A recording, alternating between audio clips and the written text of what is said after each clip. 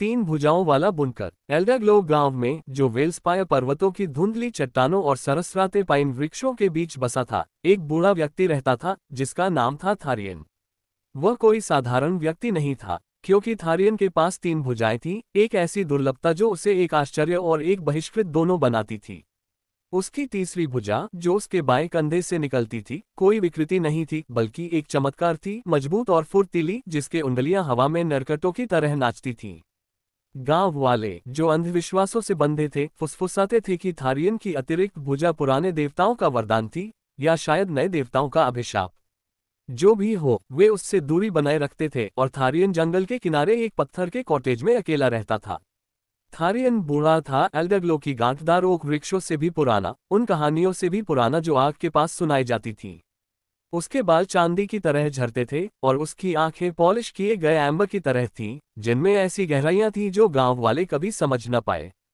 वह पेशे से बुनकर था और उसकी तीन भुजाएं ऐसी जटिल टेपेस्ट्री बुनती थीं जो मानो जीवंत होकर गुनगुनाती थीं।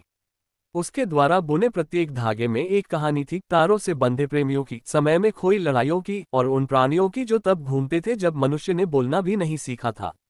उसके काम की मांग दूर दूर के व्यापारियों में थी, लेकिन थारियन शायद ही कभी अपनी रचनाएं बेचता।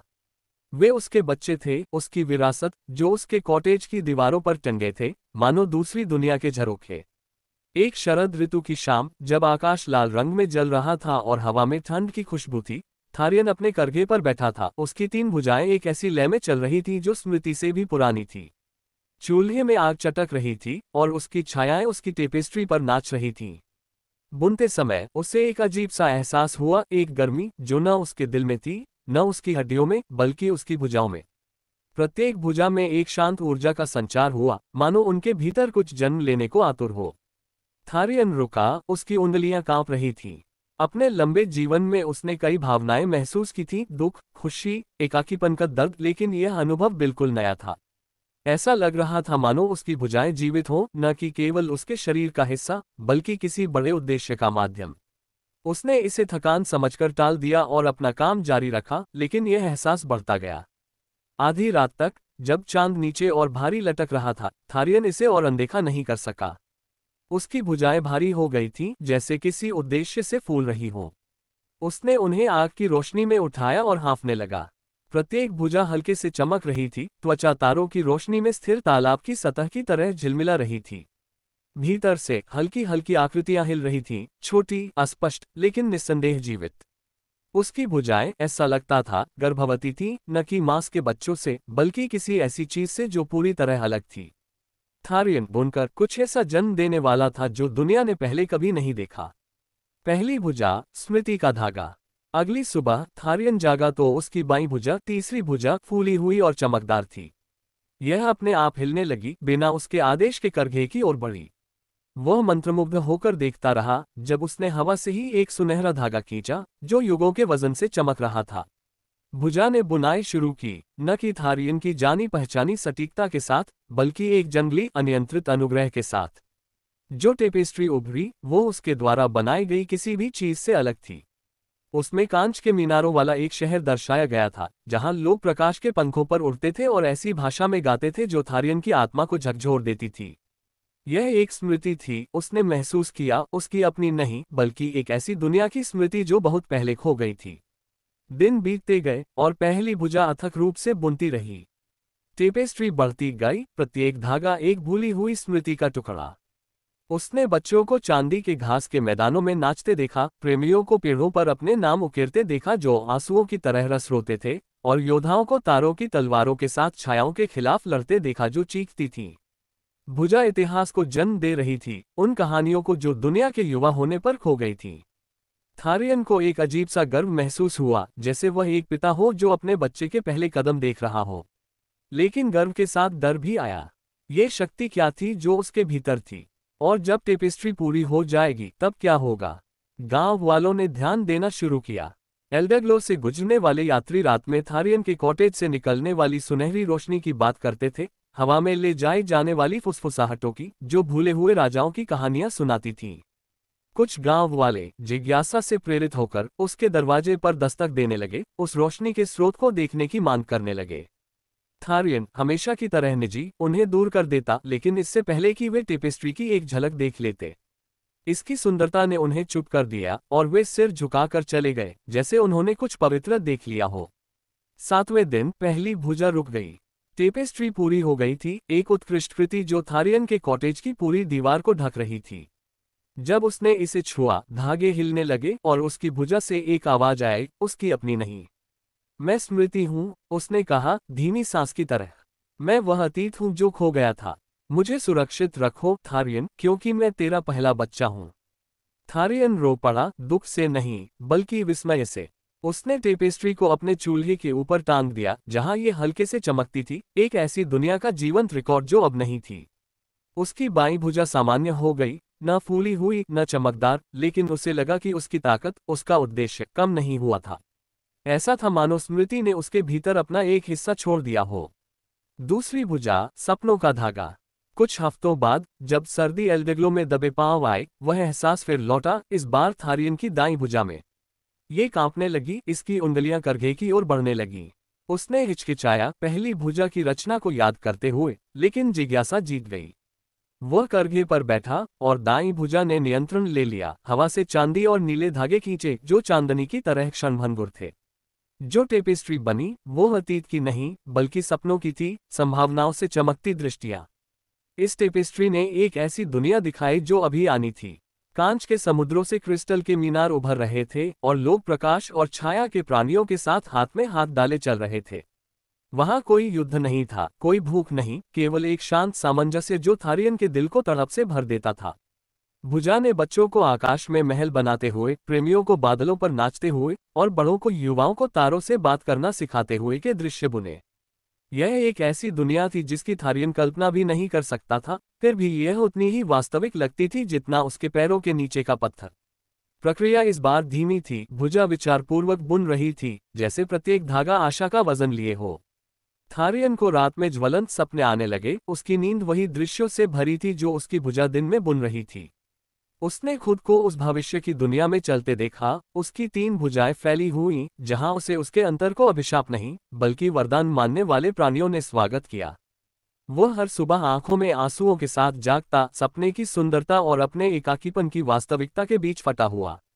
गांव बेचैन होने लगा। अफवाहें फैलने लगी कि थारियन जादू बुन रहा था, कि उसकी टेपेस्ट्री दूसरी दुनिया के द्वार थे। कुछ ने उसे जादूगर कहा, कुछ ने देवता।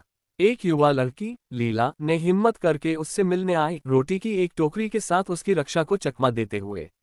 उसने दूसरी टेपेस्ट्री देखी और हाँफने लगी, उसकी आंखें आश्चर्य से चौड़ी हो गईं। यह मेरे सपनों जैसा है, उसने फुसफुसाया। थारियन उसकी सच्चाई से प्रभावित होकर उसे रहने दिया और वे उन दुनिया के बारे में बात करने लगे जो उसकी भुजाएं रच रही थीं। लीला उसकी एकमात्र दोस्त बन गई, उसके अकेलेपन की दुनिया में एक रोशनी। 40वें दिन दूसरी भुजा रुक गई। सपनों की टेपेस्ट्री पूरी हो गई थी, एक ऐसी भविष्य की दृष्टि जो हो सकती थी। जब थारियन ने इसे छुआ, उसकी दाईं भुजा से एक स्पष्ट और उज्ज्वल आवाज आई। मैं सपना हूं, उसने कहा। मैं वह आशा हूं जो प्रतीक्षा कर रही है। मेरी रक्षा करो थारियन, क्योंकि मैं तेरा दूसरा बच्चा हूं। उसने टेपेस्ट्री को पहली के बगल में टांग दिया और कॉटेज मानो जीवन से गूंजने लगा। दोनों टेपेस्ट्री एक दूसरे से गाने लगी, उनके धागे एक ऐसी समरसता में कंपन करने लगे जो केवल थारियन सुन सकता था। उसकी दाईं भुजा सामान्य हो गई, लेकिन उसे इसके सपने बने रहने का एहसास हुआ, कुछ ऐसा जो अभी आना बाकी था। तीसरी भुजा, जीवन का धागा। वसंत आया और इसके साथ ही वह एहसास फिर लौटा, इस बार थारियन की मूल बाईं भुजा में, वह भुजा जो हमेशा उसकी अपनी थी। इस बार एहसास अलग था, गहरा, जैसे उसकी आत्मा ही हिल रही हो। भुजा करघे की ओर बढ़ी और थारियन ने उसे जाने दिया, उस जादू पर भरोसा करते हुए जिसने स्मृति और सपना जन्म दिया था। इसके द्वारा खींचे गए धागे न तो सुनहरे थे, न चांदी के, बल्कि हरे थे, बारिश के बाद जंगल की तरह जीवंत।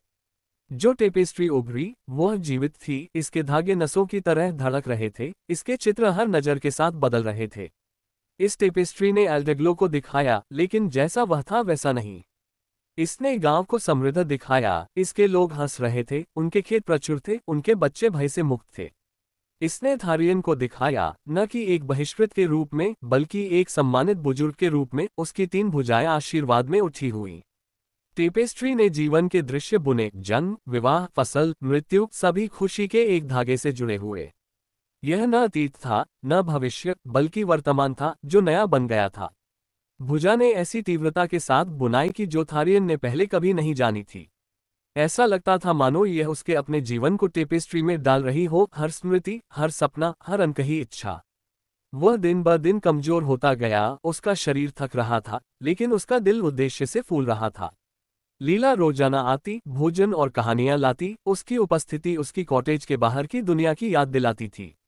उसने गांव की बढ़ती जिज्ञासा के बारे में बताया, उनकी अंतिम टेपेस्ट्री को देखने की इच्छा के बारे में। थारियन ने पहली बार अपने दरवाजे खोलने पर विचार किया। 60वें दिन तीसरी भुजा रुक गई। जीवन की टेपेस्ट्री पूरी हो गई थी, एक जीवंत, सांस लेता हुआ काम जो अपनी ही धड़कन से धड़कता प्रतीत होता था। जब थारियन ने इसे छुआ, उसकी बाईं भुजा से एक गर्म और स्थिर आवाज आई। मैं जीवन हूं, उसने कहा। मैं वह वर्तमान हूं जो बांधता है। मुझे बांटो थारियन, क्योंकि मैं तेरा तीसरा बच्चा हूं। थारियन जानता था कि उसे क्या करना है। उसने गांव वालों को अपने कॉटेज में बुलाया और वे आए, हिचकते हुए, लेकिन उस रोशनी से खींचे हुए जो उसकी खिड़कियों से निकल रही थी। जब उन्होंने 3 टेपेस्ट्री, स्मृति, सपना और जीवन देखी, वे चुप हो गए, उनके डर भूल गए। टेपेस्ट्री ने उनसे बात की, शब्दों में नहीं, बल्कि भावनाओं में, उन सत्यों में जिन्हें उन्होंने लंबे समय तक दफन किया था। उन्होंने अपना अतीत, अपनी आशाएं, अपना वर्तमान देखा, जो सुनहरे, चांदी और हरे धागों में एक साथ बुने गए थे। थारियन उनके सामने खड़ा हुआ, उसकी 3 भुजाएं उठी हुई। ये मेरे बच्चे हैं, उसने कहा। ये अब तुम्हारे हैं जैसे मेरे हैं। गांव वाले रो पड़े, दुख से नहीं, बल्कि समझ से। उन्होंने थारियन को गले लगाया, जो अब एक बहिष्कृत नहीं था, बल्कि उनकी आत्माओं का बुनकर था। 3 भुजाओं की विरासत। थारियन इसके बाद कई सालों तक जिया, उसकी भुजाएं अब गर्भवती नहीं थीं, लेकिन हमेशा के लिए बदल गई थीं। टेपेस्ट्री एल्डेग्लो में रही, गांव के हॉल में टंगी, जहां वे यात्रियों के लिए एक प्रदीप्ति और जो हो सकता है उसकी याद बन गई। लीला, जो अब एक महिला बन चुकी थी, थारियन की भुजाओं से सीखकर खुद एक बुनकर बन गई। उसने कोई जादुई टेपेस्ट्री नहीं बुनी, लेकिन उसके काम में वही आत्मा थी, वही प्रेम। थारियन की 3 भुजाएं, जो कभी अंतर का प्रतीक थीं, एकता का प्रतीक बन गईं। गांव वालों ने 3 भुजाओं वाले बुनकर की कहानियां सुनाई, न कि एक मिथक के रूप में, बल्कि एक ऐसे व्यक्ति के रूप में जिसने उन्हें उनका अतीत, उनके सपने और उनके जीवन दिए। जब थारियन की मृत्यु हुई, उस आकाश के नीचे जो उस रात की तरह लाल था जब उसकी भुजाएं पहली बार हिली थीं, टेपेस्ट्री और चमकने लगी, जैसे उसे घर में स्वागत कर रही हो। और इस तरह एल्डेग्लो में थारियन की विरासत जीवित रही। टेपेस्ट्री कभी फीकी नहीं पड़ी, उनके धागे कभी नहीं टूटे। वे स्मृति, सपना और जीवन थे, एक बूढ़े व्यक्ति की भुजाओं से जन्मे, जिसने न केवल कपड़ा बुना, बल्कि दुनिया का ताना बाना बुना।